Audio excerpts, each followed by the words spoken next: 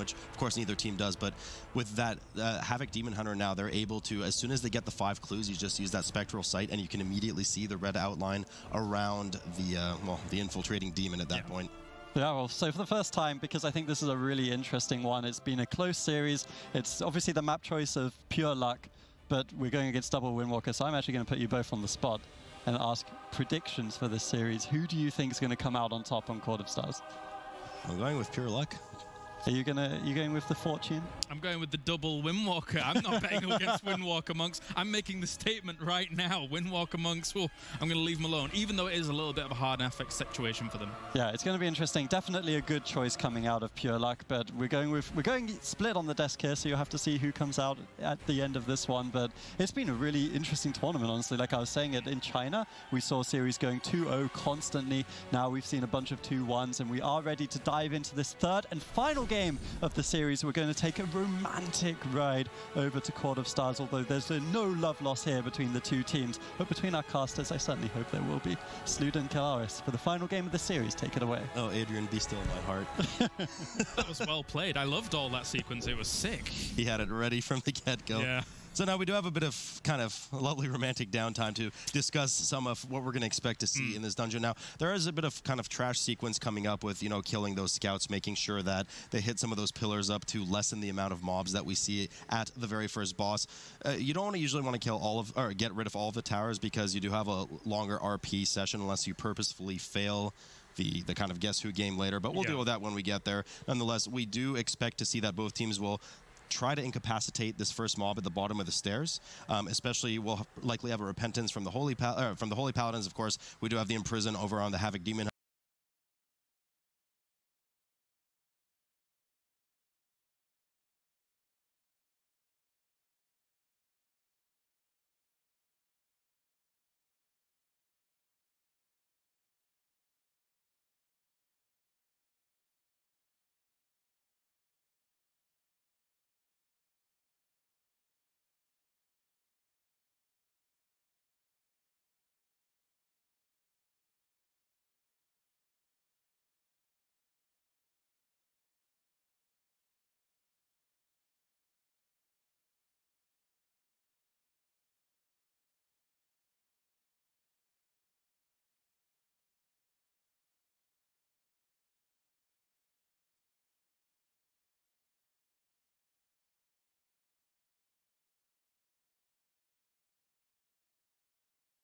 Corsair Dream. Nothing crazy about it. No constructs. Now, I'm noticing that they're actually opting to skip the harbor at this point. They're doing their hop over the ravine here. And this is where kind of all eyes will be on this bursting affix with the teaming. There's going to be a lot of damage from these worms here. You know, so far I'm not hating my prediction based on what we just saw, and I like that we have divided opinion. That's my favorite thing. Is it too late for me to switch my opinion? You can go. I'm okay with that. I'm glad we didn't raise the stakes as to the loser shaves their head. Now, moving on, free pumps going up over the bridge here, opting to pull the sentries, of course, on the side, which you can actually skip, but they just want to make sure they get rid of it, probably with some trash percentage as well. Keep in mind, of course, in the teaming affix, you do have to kill extra trash percentage in order to complete that 100%. We already see that Purg has progged on their blood decay. After crossing this bridge, they'll have to do one more teaming pack prior to pulling that first boss. Pure luck working actually on the harbor in the meantime that free pumps opted to skip. Yeah, and now that you mentioned it, actually, on the teaming affix on Court of Stars, I think later on, especially in the actual Court itself, there's like packs with 2 constructs in them, right? Which can be very deadly that you absolutely want to avoid for the most part. There are some very nasty packs in the Court, including some double Inquisitor packs that teams often opt to just not deal with at all, and they kill some of the residual trash around the outside of the area. Just don't want to deal with a lot of the interrupts on, you know, the eyes and the storms as well. Subs dealing with that tower over there, going to the back as well to deal, and they will be preparing to pull the first boss patrol captain here.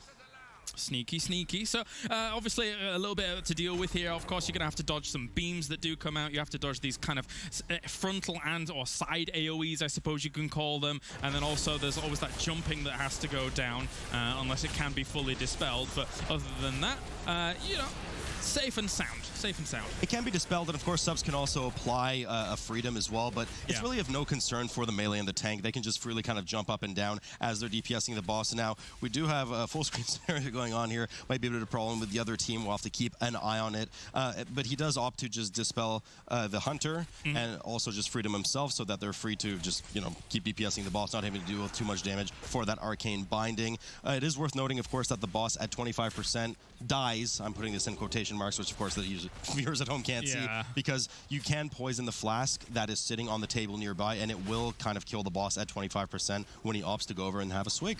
Yeah, you're right. I mean, it's very, very astute of you to, you know, notice, and for the team as well, that, you know, you want to just freedom the hunter. Unless you've got very specific legendaries on a hunter, only every other aimed shot can you actually cast without having to stand still, which is just an awkward nuisance and not something that hunters are likely going to be running in these instances as a legendary setup. So it's always nice to give him that freedom. Right, you are. Captain Gerdo now going over to the flask, about to have a drink. Now, there's two ways to approach the upcoming scenario here. One is that you'll oftentimes have the teams go back towards the start and backdoor once that door opens up to the court, while usually, actually, the Holy Paladin is the one that triggers the event by running all the way up the stairs, or the teams will all, as a group, go up the stairs and start the court on the left side, of course, depending on your perspective from where you're looking at, but the left side of the court, let's say, going towards the second boss. So we'll have to keep an eye on which way they decide to go. We do have a guard come in on the side. They decide to pull the guard plus the little worm pack for that extra percentage. There's no bolstering threat here, so which is one of the worst affixes in this dungeon because of all the little worms. I'll have to deal with that. And I could already see some of the players trailing down below the screen while Sups by himself goes up, so they will be opting for that backdoor strategy. I mean, especially since having skipped the dock as well, just to get that extra little pack there next to the boss is quite a nice boon to have when you're eventually transitioning towards the court now. Meanwhile, Pure Luck does technically, yes, have that trash percentage available to them as a lead, but it's nowhere near the lead when you consider the position that Free Pumps is currently in.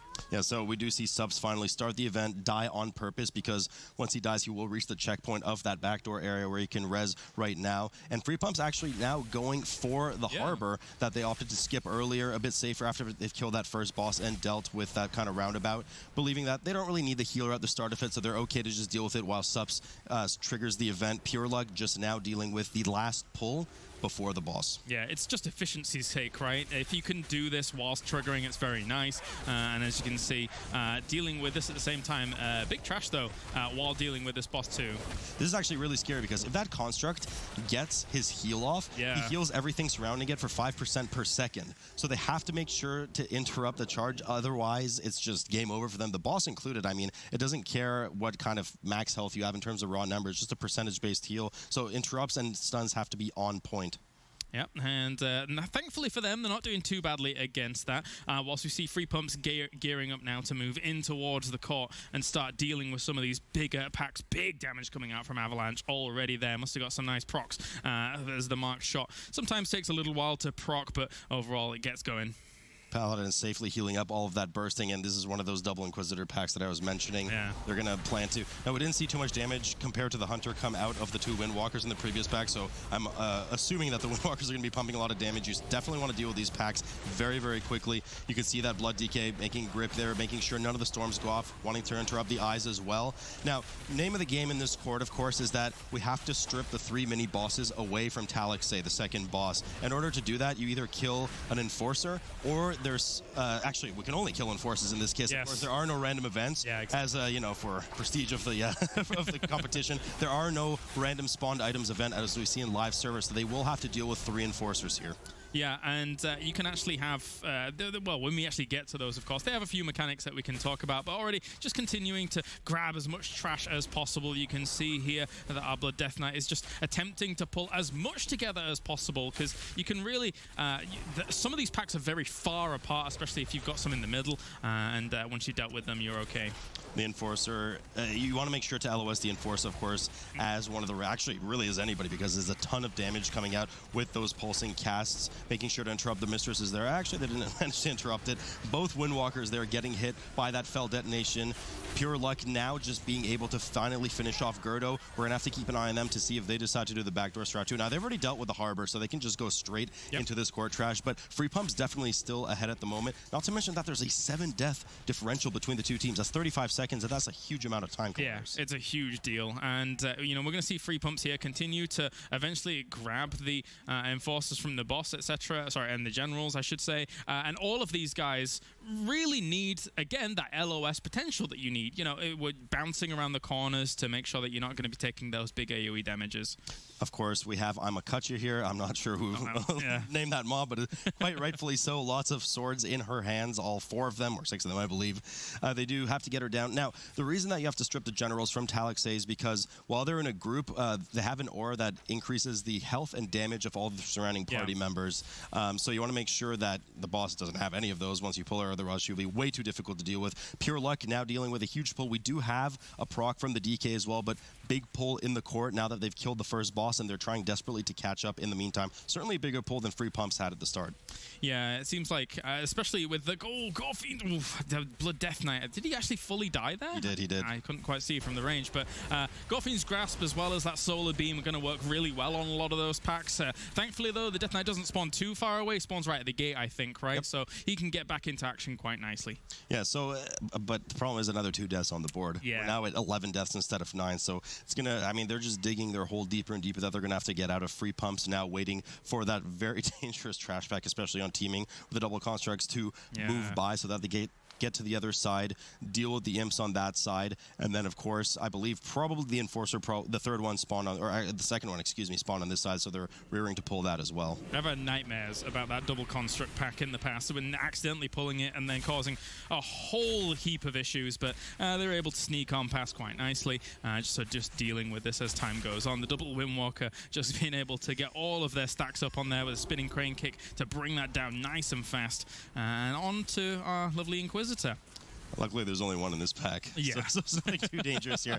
So they'll be able to deal with that. And then the second Enforcer coming up. Now, if I'm not mistaken, Pure Luck is actually dealing with an Enforcer right now as well that they opted to pull with that surrounding impact as well. So they're just trying to kind of grab as much as they can together. But they're dealing with an Enforcer pack on top of the 3-pack that we just saw Free Pumps pull. Free Pumps opted to split them up. Now, if Pure Luck can pull this off successfully, they're going to be in a very good position to finally close some of that gap with their huge death differential for 45 seconds. Yeah, they're not doing too bad, and as much as some of the packs are very volatile and crazy themselves in terms of the damage that they can pump out, so are the imps, to be honest with you. If you let a lot of those casts go out, they can effectively target someone down and really almost kill them, if not kill them. So it's good that they actually have that control available to them with the slightly unusual comp compared to what we're seeing from the rest of this region, but it's definitely paying off.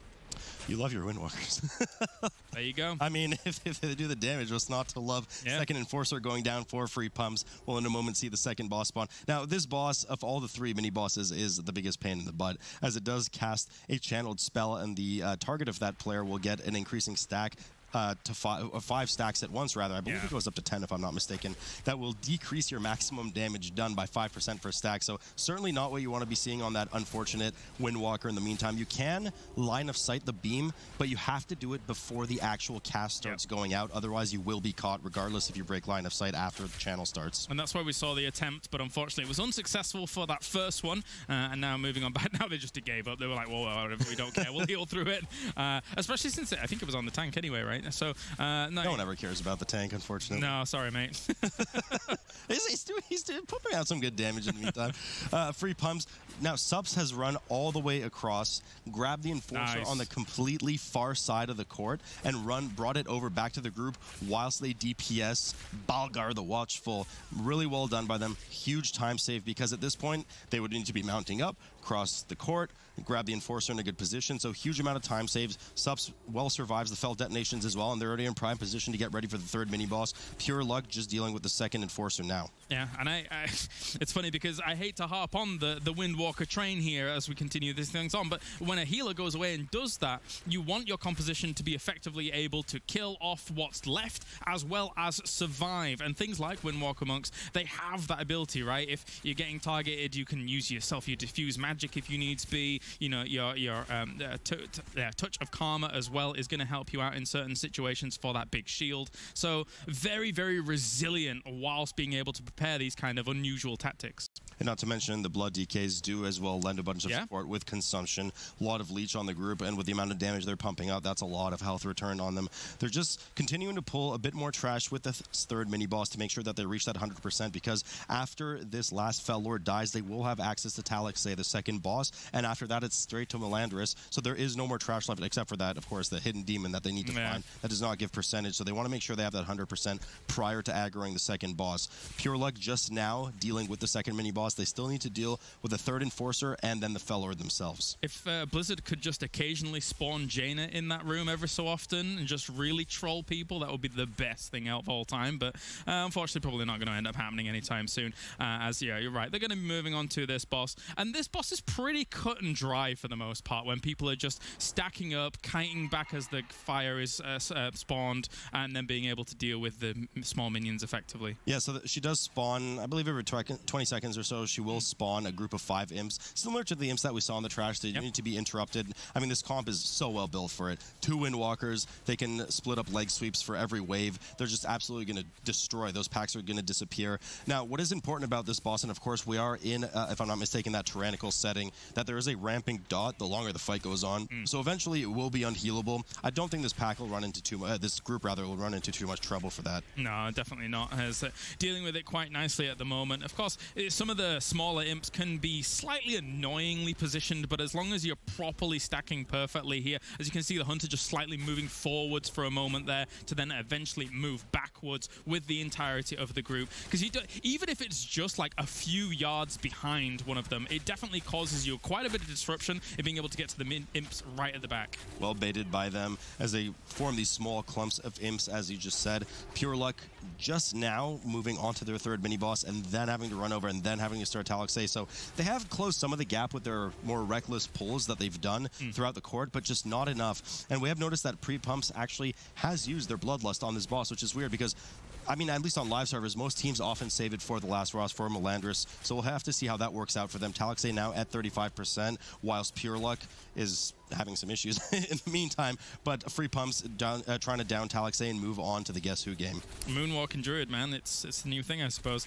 But anyway, as this boss is almost dead, almost done with, and just kiting back as much as they can. It's just a small semicircle you almost fit here as in a tyrannical setting. In Fortified, it's barely even that. It's on like 1, 2, 3 spawns of those imps, and then you're totally fine. But Free Pumps right now has free reign over this game. I mean, they're pumping out the damage. Talixay now sub 10%. Last wave of imps that they're going to have to deal with here. As long as they keep those interrupts on the Wither right now, they should be absolutely fine. Those imps barely, I mean, they just spawned and they're down to 20% health already. Talixay going down now. So now, coming up in this sequence here, of course, they don't have the advantage that we mentioned for the Demon Hunter, but the name of the game now is that there is a dinner guest, an uninvited dinner guest, if you will, that is actually an evil demon. Ooh. Hidden, ooh, indeed, hidden as a Nightborn. And the only way to discover who it is to collect clues from around the room. You will have 5 clues that will hint as to who the demon is. You'll have to find the right one. They will lead you to a very secluded and romantic balcony,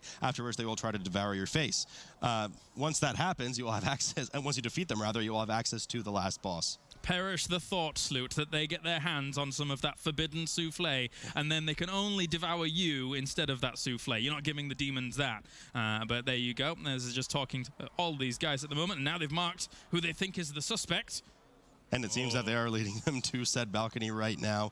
Now, this this mob, not too dangerous. Eventually, if you climb up the ladder of, you know, ridiculousness in terms of high Mythic Plus percentage, there will be some abilities that will just straight up one-shot. But in a 22 environment, they should be able to just cleanly sit there and kind of face tank and DPS this mob as much as possible. Only a couple of notables to really look out for here. You want to make sure that you dispel or freedom the cripple that goes on the tank, as it will decrease your strength by 50%. They want to get every ounce of damage as they can out. And of course, the Shadow Bolt volley. But by the time it ramps up in any form of too much damage for the group, it'll be long dead. Yeah, there's Carrion Swarm as well, but overall that's just going to be facing the tank and not really being too impactful on the rest of the group, so utterly fine there. And then once this is dead, you just want to start channeling one person picking up the keys to be able to go over to the door to trigger the lovely conversation.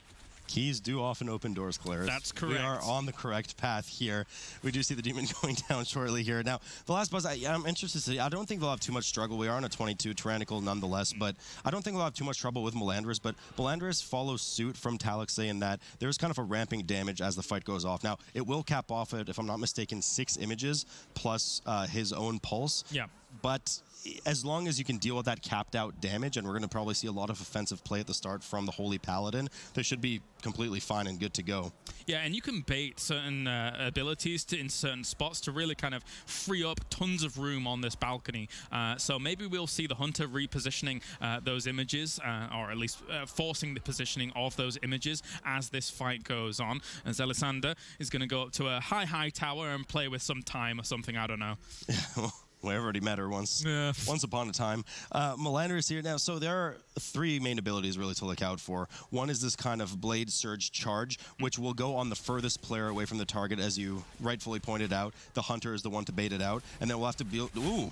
Viviu getting a little too hasty there in the meantime, getting caught in that Piercing Gale that will not only shoot out in a complete line from the boss, but also from any images. So he gets caught in that, does quite a bit of damage. You have to watch out in the meantime for some of the storms and the Slicing Maelstrom. Now, the Slicing Maelstrom does AoE damage to everybody in the room, but will also do extra damage if you're too close to some of those images. As you can see, they're stacking them well there in the meantime. But the more images there are in the room, the more damage there's going to be on the group. Perhaps a Windwalker monk would be blown away in this kind of encounter, but there you go, one of them having fallen. But again, they have plenty of battle reses, so it wasn't like too big an issue for them as this continues on. Quite a lot of damage coming out, of course, with those slicing winds, but Serps is able to deal with that very, very well. And the continued baiting of this, as the Hunter is just walking around almost, and actually no, now is stacking them, so Avalanche is in a really good spot. Yeah, I mean, they're doing really well to bait here. All of them perfectly stacked. It also makes that Piercing Gale really predictable. You know, because they always shoot a line in front and behind them. So as long as you know that they're pointing in the same direction, you can safely move to the side. Viviu, I'm sure at this point, has learned his lesson on which direction to move in. Melandris now getting back into position in the middle. And it seems like the Slicing Maelstrom damage is really not too much for them to deal with. I do like that they're also purposefully eating the tornadoes that spawn, because subs can actually use those to dispel the target and gain the Cephas proc, should he be wearing that legendary right now. It's funny, when you play this, when you fight this on live, say for like the very first time or first couple of times, it looks like a very chaotic fight. But when you get to this kind of level of play, you can see how well they're able to control and manipulate so many factors in this fight to make it almost a non-issue, to the point where one death alone is surprising, never mind anything beyond that. Yeah, no, they do very well here. I mean, it's just, you know, the Paladin bubbling here, cleaning up the rest of the storms is just so well organized. And you're absolutely right. It's a fight that at first glance is just so chaotic. Yeah. I mean, the first time I was like, what's going on here? What's all the wind? What's going on? But it's once you really learn the mechanics and master them, this is the kind of the result you get. Landers now dropping to 9% in just a moment. He'll be down, and Free Pumps should be able to take the series without too much hesitation. Subs does well, as we alluded to go offensive at the start, and as that ramping damage increases from the Slicing Maelstrom, go more defensive. Yep, Free Pump's able to complete the reverse sweep there, convincing full screen, I think, after some issues on the other side of the bracket. But, I mean, it was great to see. And honestly, all they have to do is, like, maybe clean up a couple of those issues they had on More of Souls, which is a very unforgiving instance. And they could be a top contender, not only for this tournament, but also for the global finals. Those Windwalkers just doing so much damage. That was a blip. That was really a blip at the beginning of More of Souls. And you saw, again, how quick, just to recap, just in case you've tuned in,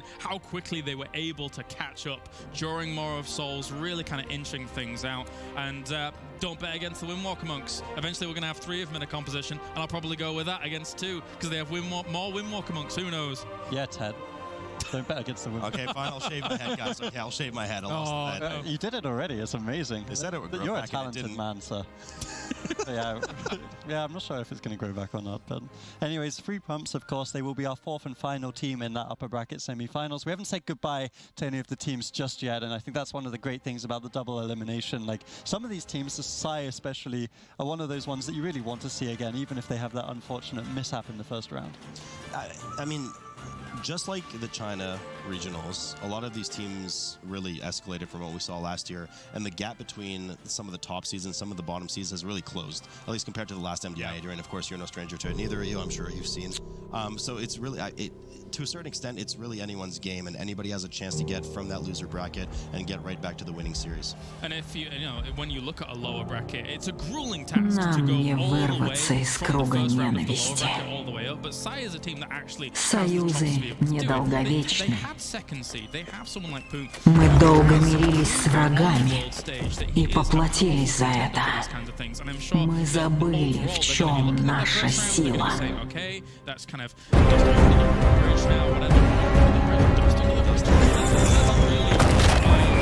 right?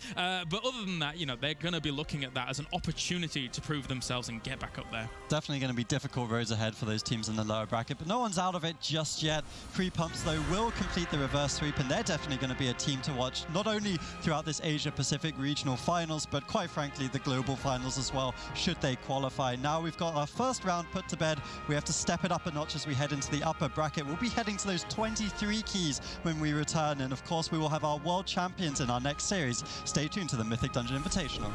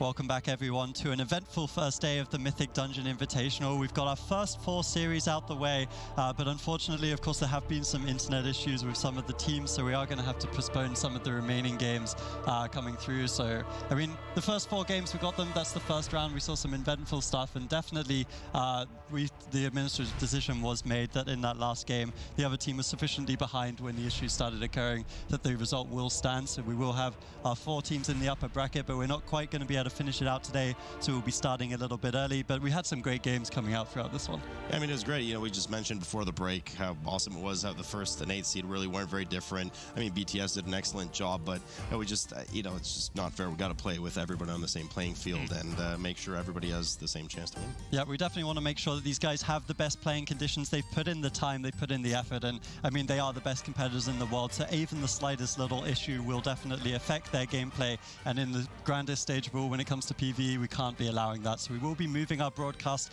a couple of hours earlier tomorrow, so that'll be 9 p.m. Eastern or 3 a.m. if you're starting to join us in European times. And it'll be a slightly longer broadcast, of course, as we will have all these series with a little bit more time tomorrow. But thank you, of course, for joining us for today's broadcast. We've got 4 of the series down, and there's many more coming tomorrow. We're going to have Asia Pacific Regional Finals.